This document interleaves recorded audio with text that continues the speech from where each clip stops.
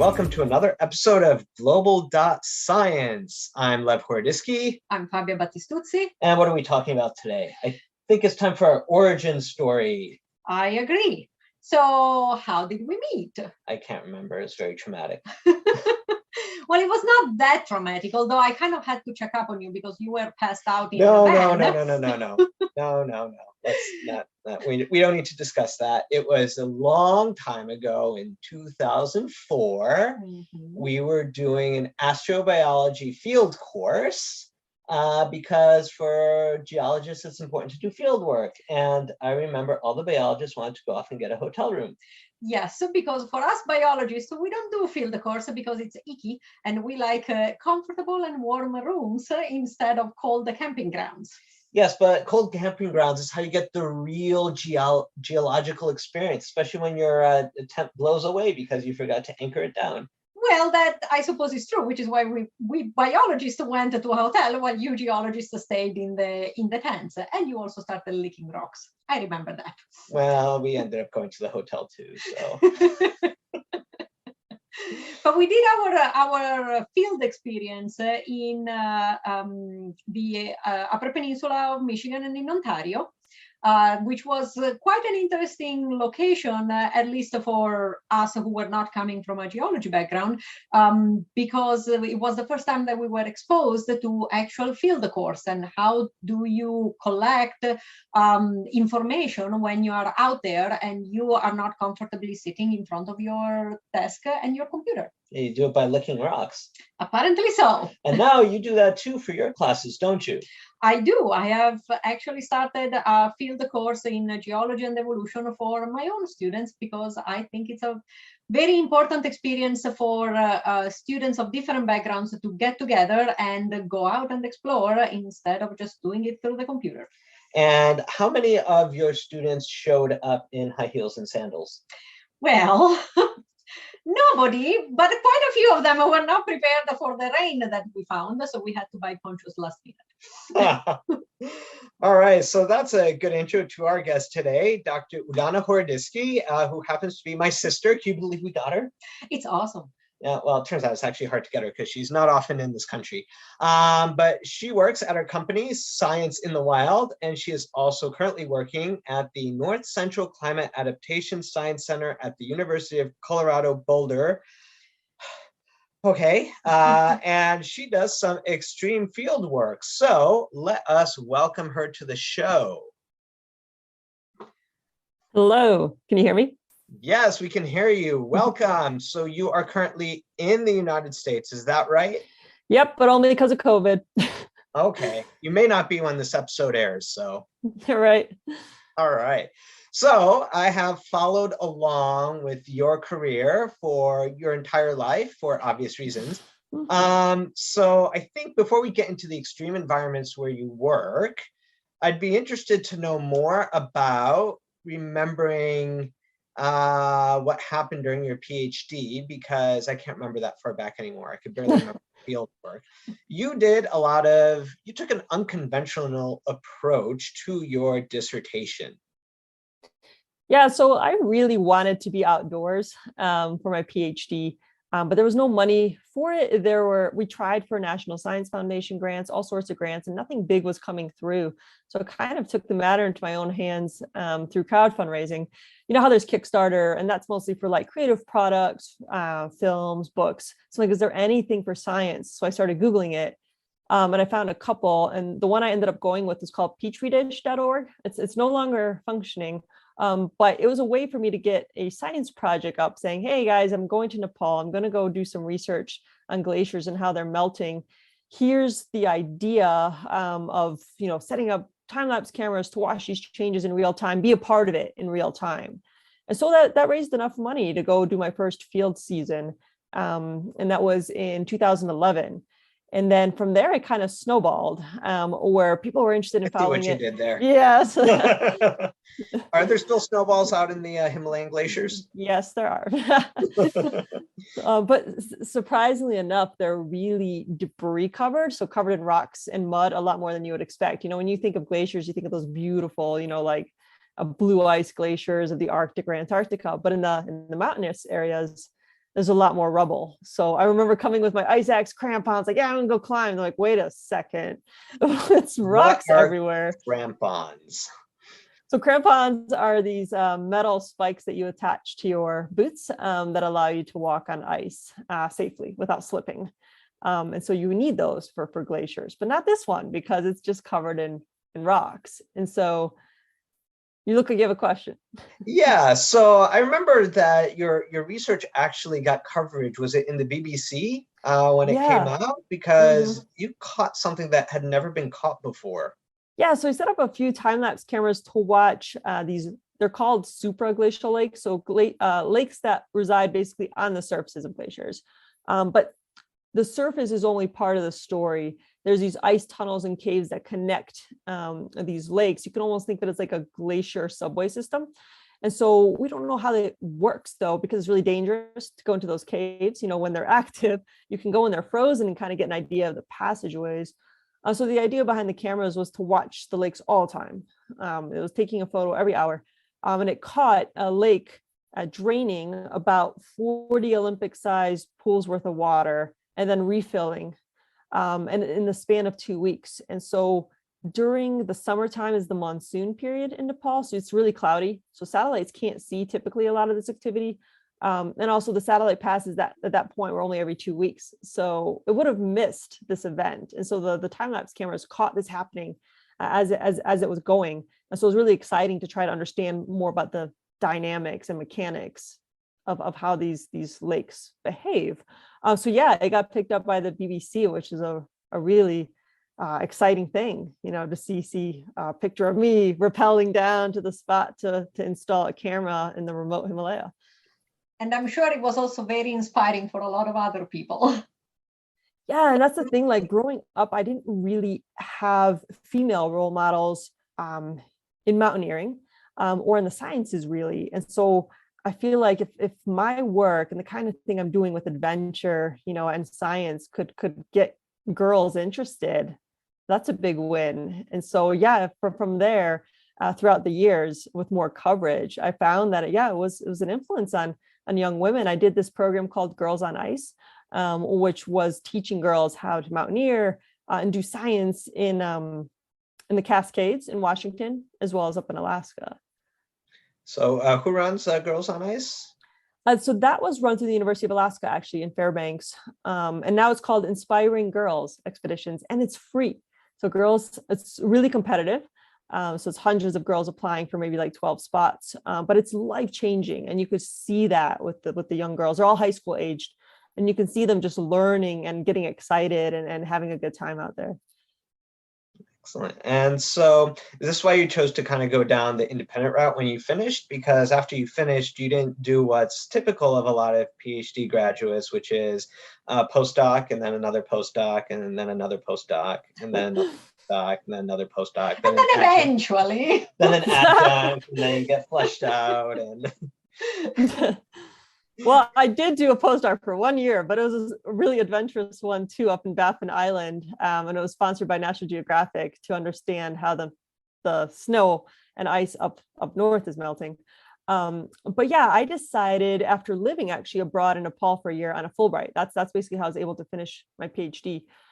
I saw so many people like interested in what I was doing, wanting to come along. I had this inflatable raft, you know, that we would take out onto the lakes to make measurements. And people were like, what are you doing out here? This is really cool. So it kind of got the ideas flowing of like, well, maybe I could turn this into a business, a company where I take people on these trips, not trying to turn people into scientists, but exposing them to what scientists do so that they have more of an idea of like when they see those graphs in the New York Times for climate and how things are changing. And it's really scary. Like, well, what's the raw data look like? Like, how do you get it?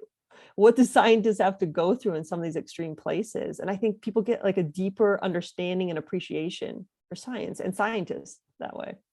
So where do you take these people on these expeditions? Because that's part of what Science in the Wild does. At least before COVID, you were taking regular people, or at least regular people with money and time, to places where they could see science being done in extreme environments.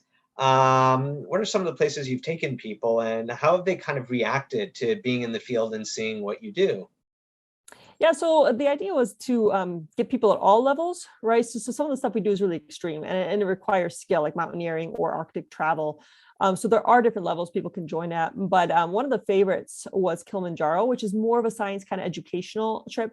And so some of the other trips we've done to the Arctic were really like they're research focused. They had a grant so people could get covered on it, but you have to be expert level, so you have to apply for that one. But for people who just want to join, we found Kilimanjaro to be a really good one where you go through 5 different vegetation zones. So imagine you're in the rainforest with monkeys, and then all of a sudden you're in what's called the moorlands, which is kind of like Joshua Tree here in the States, to get a kind of a idea of what those plants and trees look like and more desert-like. And then it goes into really desert with just rock strewn about everywhere, alpine kind of desert, and then glaciers. And so you just see this variety of vegetation as you go up, and people just absolutely love learning about how that happens and the altitudinal effects that cause that. And we do some basic, science tests, like how do you do a soil test for nutrients? What does that mean? How do we identify the plant life? So we do use a bunch of citizen science apps as well. So there's like Globe Observer, which is sponsored by NASA, that allows people to contribute cloud measurements. iNaturalist allows you to take photos of flora and fauna in the different areas. And so that's the idea behind Science in the Wild, is taking people on these adventurous trips, exposing them to science, but then also linking it with other apps. So some of the data we do end up collecting get used.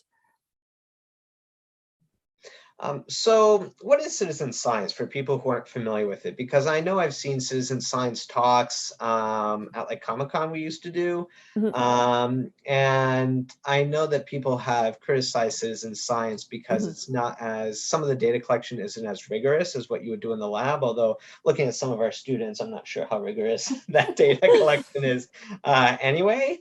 So why kind of the citizen science approach? Yeah, so I like to think of citizen science as its public participation in the practice of science. The way it's traditionally been done is people are contributing to data monitoring and collection programs, but I didn't want Science in the Wild to just be that, right? Because I don't want them to just collect data and scientists use it and they don't understand, well, did I actually do science or did I just collect data? So where Science in the Wild comes in is like telling more about the art of science storytelling, right? It's not just data, it's the story the data tell us. How do we figure out like, hey, the climate's really changing much more quickly in the Arctic or in the Himalaya than other places? How do we actually find that out from the raw data? So my program is more interested in having people collect data while they're on expedition, but also understanding how we tell that story based off the raw data. So that's what I would really like to see citizen science evolving, is not just having people collecting data, but being involved in that analysis, storytelling part of it. But at the same time, there's a lot of value to the apps and the data people contribute. And I think from what I've seen in the few citizen science programs I've worked with online, they have some pretty good training, like built into the actual app, and in-person training. I actually just trained a team in Iceland. They're heading up to the North Pole in a few months here, and they want to contribute to science, not just go ski to the North Pole. And so seeing how they interacted with it, how they were learning and how they were interested in it, and the mistakes they were making really helps give an insight into more rigorous kind of training that needs to be done for citizen science to be like of best use. So do you think having combined teams of scientists like yourself with the public is the way to go to bring science to outside the world, outside of academia? Absolutely. So one of the biggest problems I see in this country, and also globally too, is just science illiteracy, right? It's a big problem. And we're seeing that with the pandemic right now, just all the misinformation out there, and people don't know how to sort out information. They don't know how to think critically. And so one hope is, like I said, Science in the Wild is not to turn people into scientists, but get them thinking like them.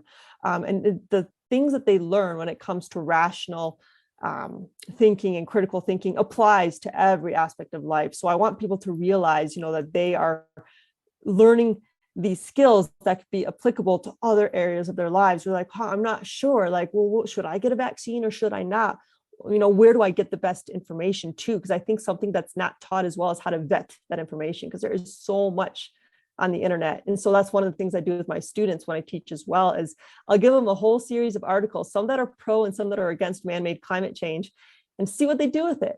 See if they believe, like, well, this popular article said it's not us, so it kind of gives them an idea of how to use skepticism and reason also. So you use some role playing in your classes when you teach. I think you told me you taught at, was it Colorado College? And you Yes. do these intensive 2-week programs, and you use role playing when you and to be fair, a lot of the work that you're doing out in the mountains when you take people there is like a more extreme form of role playing, where they're not just there to take photos and take their Instagram shots. They're actually role playing as scientists, not just collecting the data, but help you analyze it. How have you found the role playing works with your students when you're asking them to actually make these decisions with whether it's information out in the field or information that you've curated for them in the classroom? Yeah, so in both cases, both in the classroom at Colorado College and Science in the Wild role-playing expeditions, they've both received really positive reviews because people love games. Right? People like to be involved. People don't like to be like sometimes really like reading a book and learning if they have to. But you kind of I don't want to use the word trick them into it, but you involve them and immerse them in it where they realize, wow, this is actually really cool. So with Science in the Wild, when we went to the Atacama Desert in Chile, that's the place where NASA did a lot of tests of the rovers. There's a lot of interesting stuff going on about interaction of water in the desert. Like how much water does it take to create these interesting coatings on rocks that have also been found on Mars. So we did a role playing, you're the mission specialist, you're the payload specialist, you're the engineer. People loved it. They got a little bag of stuff that told them their mission role, all the gear they have to pick from, who they have to collaborate with to kind of solve a mission. So that one was probably the most popular, Science in the Wild. And then in Colorado College, I did an advanced alpine class on climate change in the high alpine. And instead of a final exam, we had a final competition where it was a 4-stage thing where they would have to fly an underwater rover to pick up something on the ground of a pool, because we actually did one of those tasks with a rover out in the wild in one of the alpine lakes here to study, what's at the bottom of the lake. So they were tested on that. They had to use these things called handheld spectrometers to make measurements of how reflective things are. So they had to actually take everything they learned in the field, in the class, in their final exam, which again was more of a kind of a final competition. And the students said it was the most unique final they'd ever had. And they loved it because it was like really having them think and apply. And that's what I think the role playing does too. It's about thinking and applying what they learn, not just, memorizing something and spitting it back on an exam. I wish I could go back being a student and take a class. I think what she needs is, a couple of mission scientists for Atacama expedition. That I volunteer. Yeah, me too. So I think that's what's necessary so that we can spread our field expertise to your students.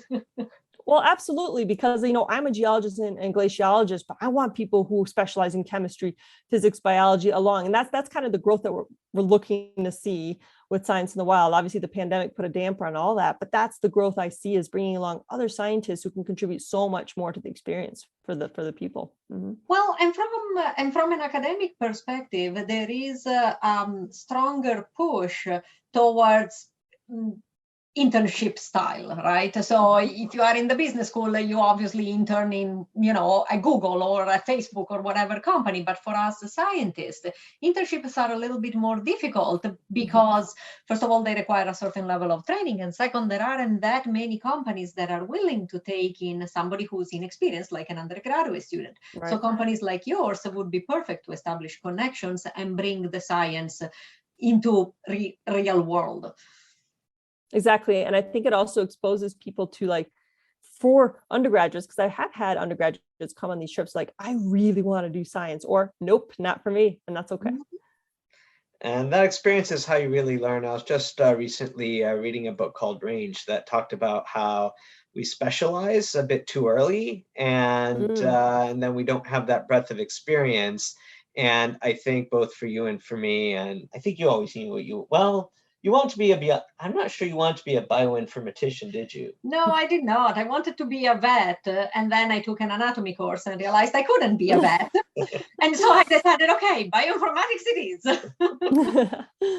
So yeah, I think providing these opportunities for students to explore these options, because you could decide like, oh, I want to be a scientist because I want to wear the white lab coat and, go and save us from an asteroid. It's very different from what you do on an everyday basis. And Right. having those opportunities where you can explore and role play as that kind of person, I think is really great. Well, how I actually got the idea for Science in the Wild beyond my experience in Nepal and already thinking about this was I took part in a few citizen academies, is what they were called. So the Citizens Police Academy and the Citizens Firefighting Academy. And so you got to be SWAT team and you got to go like storm a building and like you just understand like the interesting fun, obviously the fun parts of a job and the more interesting stuff, but it really exposed me to what police officers and firefighters kind of do. So I was like, it's giving people an experience. It's citizens, participating in it, and they don't want to become this, but some might, from this experience. So that kind of did plant that idea too. It's like giving people this kind of immersive experience in science beyond, like with the classroom and labs and stuff. That's one thing. Some people really love that. But I feel like when you add an adventurous component to it, it really changes the game. So I think as we kind of get to the end here, what are some of the biggest challenges you found working in these environments? Because I know that you've had some close calls with people that you're responsible for out in the field, and you go to some places that are fairly dangerous. I'm always amazed how you could point out that this bit of ice is dangerous and this bit isn't, and I can't really tell the difference. What are some of the biggest challenges in working in the kinds of environments where you work? Yeah, so definitely the elements. We're taking people out into nature, which, as we know, is fickle. And so we could have beautiful weather and all of a sudden it descends into a snowstorm. And yeah, we're responsible for keeping people safe. So have tools at my disposal, with weather forecasting, speaking with people who do actual mountain meteorology to keep people safe. And also what I've learned through the experiences with Science in the Wild is what people would really like to see would be some kind of webinars to prepare them for the science aspects beforehand and some intro hikes here before they commit to going to, say, Kilimanjaro or climbing down in the Andes. So that's what we're looking to integrate too, is to make people feel safe and happy about the experience and that they're up for it. Up in the Arctic, we have obviously the threat of wildlife, polar bears. And so I definitely have seen a polar bear in the wild with a group of people. And you really have to, have the specialized skills. So I've gone ahead and gone through a certification to being a polar guide for those purposes too, and wilderness first responder. So all the medical training that I need. So I feel as the leader of the expedition and as their guide, that they're in good hands. And of course, I hire a team of specialists who are actual mountain guides, who are doctors. So what is your next adventure going to be? So my husband and I are actually going to the Andes. The plane crash that happened in 1972, it's a really famous survival story of a rugby team that crashed, and 16 survivors, eventually were rescued. And so it's the 50th anniversary of that crash. And so we're going with one of the survivors to the site. And one of the things I'm interested on the science aspect of it is I'm looking into whether or not the year of the crash was an El Nino or La Nina year, and what that meant for the snowpack, and how the plane actually survived mostly intact as far as the fuselage of the crash. So that's my personal interest in the science aspects of it. And then the team I mentioned going to the North Pole, I'll be meeting them in Svalbard. So it's an archipelago about 650 miles from the North Pole. To collect and process some of their samples. They're looking at pollution in the snowpack up there. And so I'll be flying out to meet them there. And then it's kind of open. We're hoping to do some stuff over the summer, but again, it's like Kilimanjaro perhaps again. But it depends, we have this new variant with COVID and how things will look. But that's the positive outlook right now. Well, sounds like you have a few packed months ahead of you. Yes. Have you packed for those months yet? I'm always semi-packed. All right. Well, it was great catching up with you, because I know I need to schedule my time to talk to you now because you're so busy. So yeah, it's ramping up. All right. Excellent. Well, next time we talk to you, you better have some more exciting adventures to share with us. Great talking with you guys. All right, awesome. Thank you. So I'm pretty sure that she needs a field guide or a field helper in the Atacama Desert. I am going to start packing right now. Yes. Do you know how to pack for an extreme desert? I mean, you wanted to High go... heels, you said, right? That's right. I have a few of those. High heels and a fancy hotel with catering. Yep, works for me. I can handle that. So, would you consider taking your students to more extreme places than you already do, or do you think they could just barely handle the place where you go? Extreme places might be a little bit difficult, especially because being within an academic environment, there are, a lot of potential legal issues if a student gets hurt during, an official academic course. But definitely exposing them more to the outside and how you collect data and what do you do with the data. I think that would be an amazing way for them to actually experience real science. And I love what Ulyana is doing.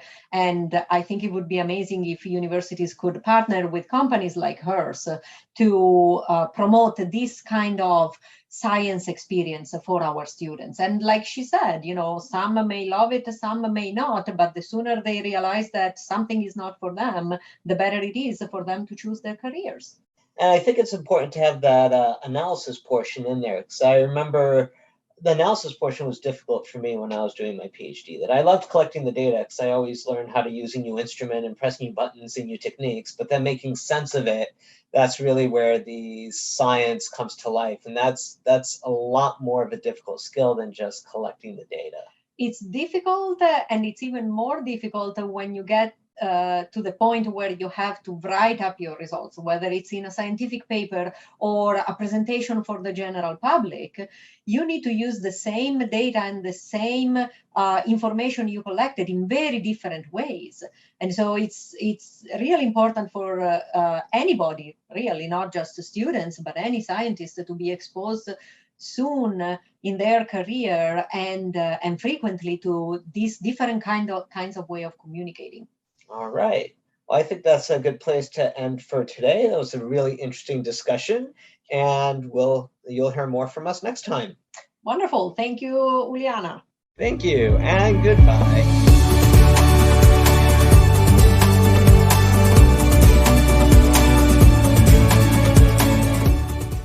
Music for today's episode is Motivated by Alex Make Music from Pixabay.com. You can learn more about Ulyana Horodyskyj's work at scienceinthewild.com. Global.Science is a production of Science Voices, a U.S. nonprofit organization. Go to www.sciencevoices.org to learn more about our mission, our various projects, and to contribute to them.